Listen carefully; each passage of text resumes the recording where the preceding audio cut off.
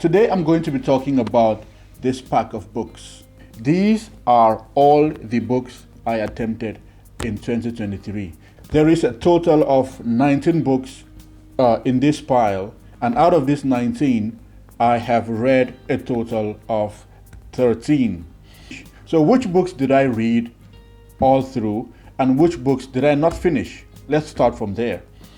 So I will take out the books I did not finish, and we will discuss my favorite books of 2023 from the ones that I actually finished.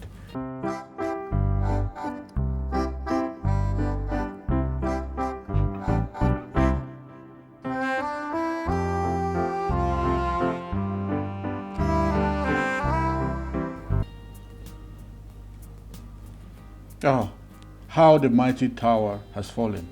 So this is the pile of books I finished this year. 1, 2, 3, 4, 5, 6, 7, 8, 9, 10, 11, 12. And there are 2 additional books which I do not have in my possession at the moment, which I would have added to this pile had I had them. So that makes a total of 14 books. That is over a book a month, which, considering the fact that I am a student, is not a bad count. And also considering the fact that I have covered a good amount of most of these other books that I have on the not read pile. So now I'm going to give you a review of my favorite books of this year. But before that, in order to make this very efficient or more efficient, and in order to make it easier, I'm going to classify these books into 2 groups. The first group is going to constitute of novels, and the second book is going to constitute of books under the category of personal development stroke education. Let us not compare apples and oranges. So I'll make 2 more piles.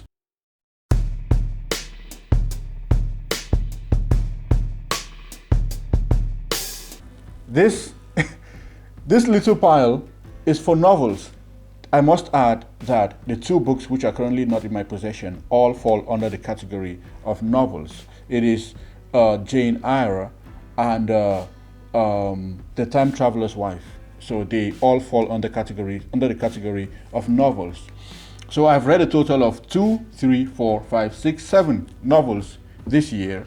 And in astonishing news, I have probably covered more books this year under the category of personal growth and education than novels.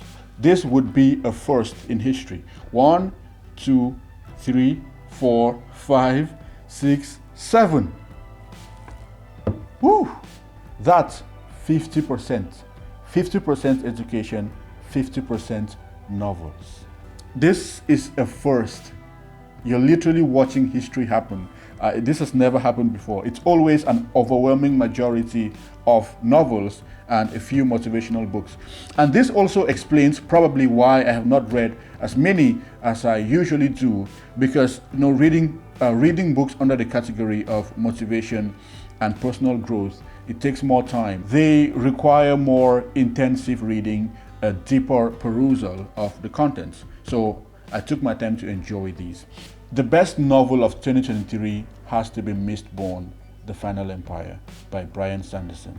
Best novel. In second place, I'll give it to The Giver. Second place. In third place, Anne of Green Gables. In fourth place, The Kite Runner. In fifth place, A Reliable Wife. Now this book, even if I were to do a list of 100 novels I've read in my life, it's going to be in last place. I feel like this book is always going to be the worst book I have ever read. A Reliable Wife, or as I call it, How Not to Write a Novel. A review for Mistborn, The Final Empire has already been posted on this channel.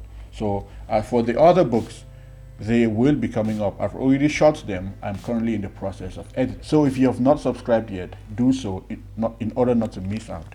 Now, books under the category of personal development stroke education.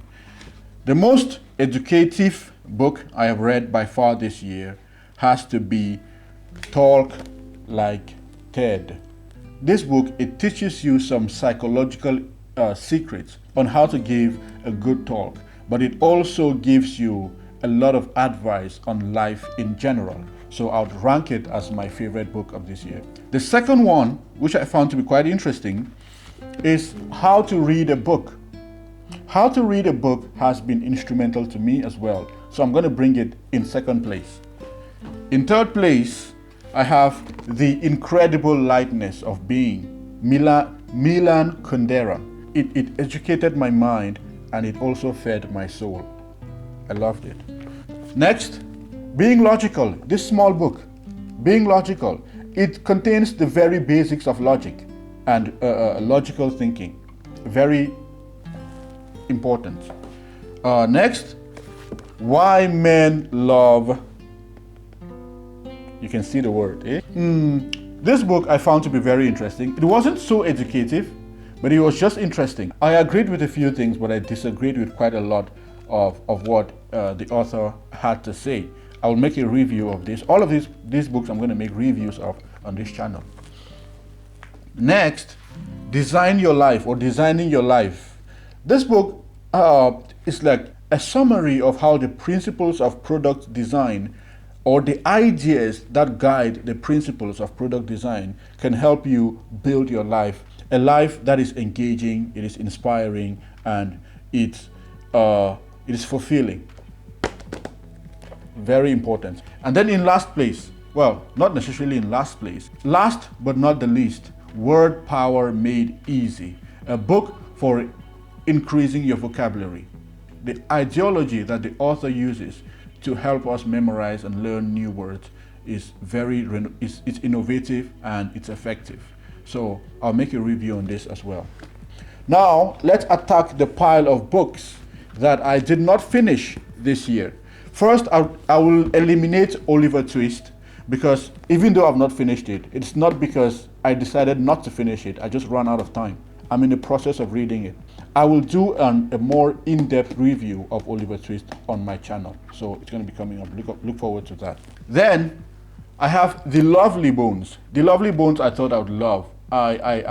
When I finished the Time Traveler's Wife, this was supposed to be the next one, but it just took me. I like my stories to be like a strong wave. I'm standing by the beach, and then the wave just comes and sweeps me along into the ocean, and I lose all sense of control, and the story takes me where exactly it wants me to go. I like to feel like I'm following the story from the onset. It just took too much time for me to get into this one. Thinking Fast and Slow. It's more educational than inspiring, and I was looking for inspiration at the time, but next year I'll finish it.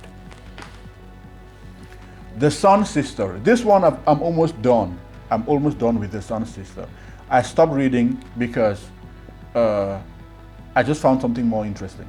Let me put it that way. I just found something more interesting, but I will definitely be coming back. It's a book that touches my heart. And Jordan Peterson, Dr. Jordan Peterson, Beyond Order. Again, motivation. Again, self-improvement. Again, education. I've gone through half of it, and I will finish it next year. It is very useful. But I feel like the best of Jordan Peterson's books is still 12 Rules for Life. It just did not, there wasn't that novelty that I felt when I read 12 Rules for Life replicated in this one. So kind of lost interest, if I'm being honest. Oh, Anne of Avonlea.